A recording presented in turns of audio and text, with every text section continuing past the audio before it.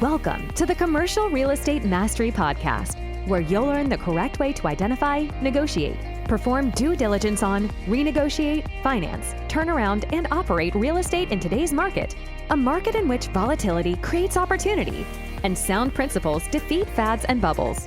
And now, here is your host, a 25-year commercial real estate veteran and co-owner of over $1 billion in real estate assets, Frank Rolfe.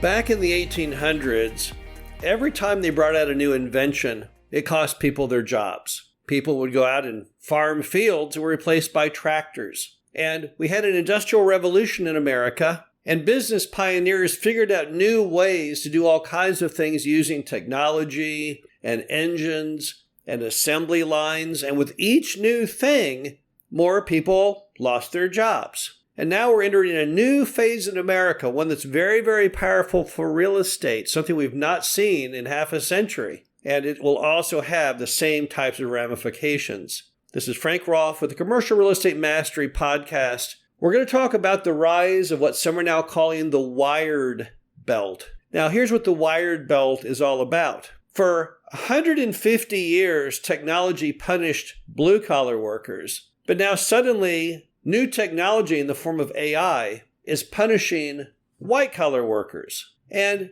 if you look up the topic, you'll see that they anticipate AI will wipe out 9.3 million jobs in the years ahead, which is about $757 billion of white-collar wages. And they found that just 10 metros represent 38% of this total job loss.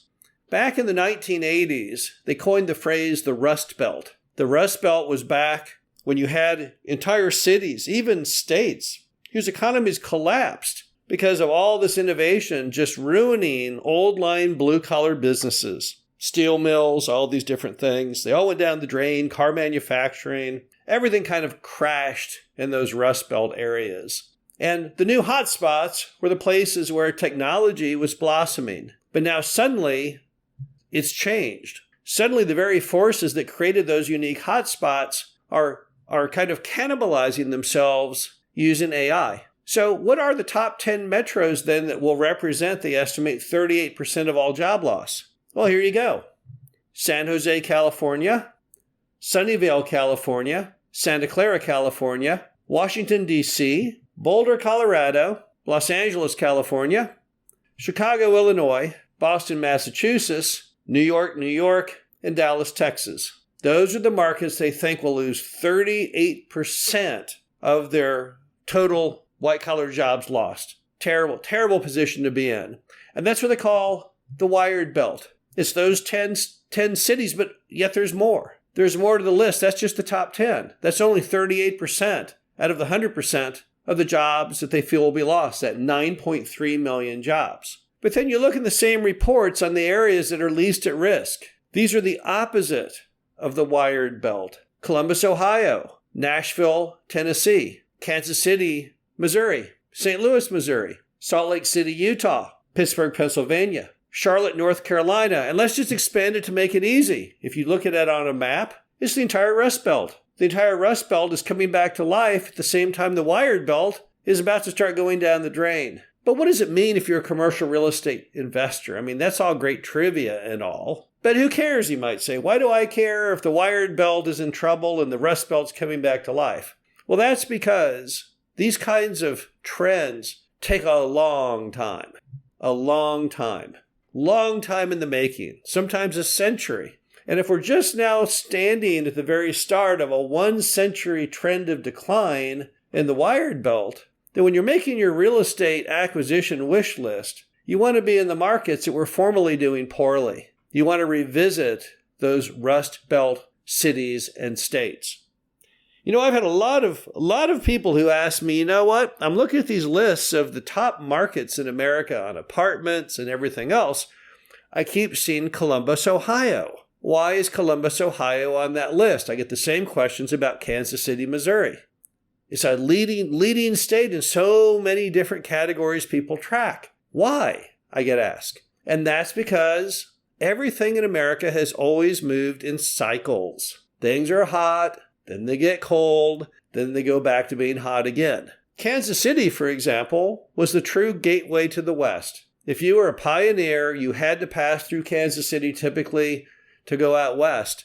And everything going out in the West, in America, they brought it to market in Kansas City. That's where all your giant herds of cattle that they moved into the market to sell them, like you see in those old wagon train TV and movies. That's where it was all going. It's going to Kansas City. That's where all the meat packing was. You try and drive your herd to Kansas City. That was the big city back then. And they would move those cows on railroad cars away. You could go into town. You could buy new clothes. You could get booze, whatever the case may be. So Kansas City was super hot. But that was super hot like in the 1800s.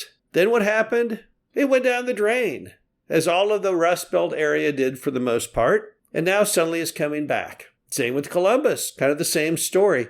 Same with every market I just named out in the Rust Belt. But that's how America works. We're always working in cycles. And the key is you want to be going into a market that's in the cycle when it's going up. Because all of these cycles are kind of like an elevator. It goes up and it goes down. When it goes up, property values go up, rents go up, things get stronger, valuations go up. When the elevator is going down, the opposite occurs. You have greater vacancy, you have lower rents, and your values are declining.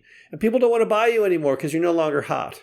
So I guess what I'm saying is there's a macro thing going on right now on hot markets. And you can start feeling it. If you look at the lists of things that are hot and not, you can start seeing this changeover. Suddenly the Rust Belt elevator is going up and the Wired Belt elevator is going down. Now we're only at the very start of this trend.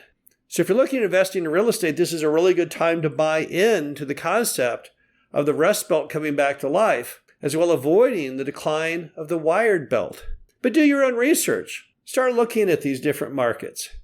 If you haven't invested yet, if you're just starting your quest to buy a commercial property, you need to play devil's advocate and say, wait a minute, maybe what I've been thinking are hot, maybe that's all wrong. Maybe times have changed. As Sam Zell, the largest investor of all time, number one in office, apartments, and mobile home parks, once said, when everyone is looking left, look right. And right now, when you look right, what it's going to tell you is you want to de-invest out of the Wired Belt and reinvest into the Rust Belt. This is Frank Rolfe with the Commercial Real Estate Mastery Podcast. Hope you enjoyed this.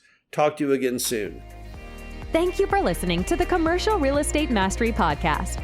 Be sure to visit us at creumastery.com to subscribe to the show, read our show transcriptions, and access all of our great information on real estate investing. And if you have a moment, please feel free to rate, subscribe, and leave a review wherever you listen to your podcasts. This helps others find the show, and we greatly appreciate it.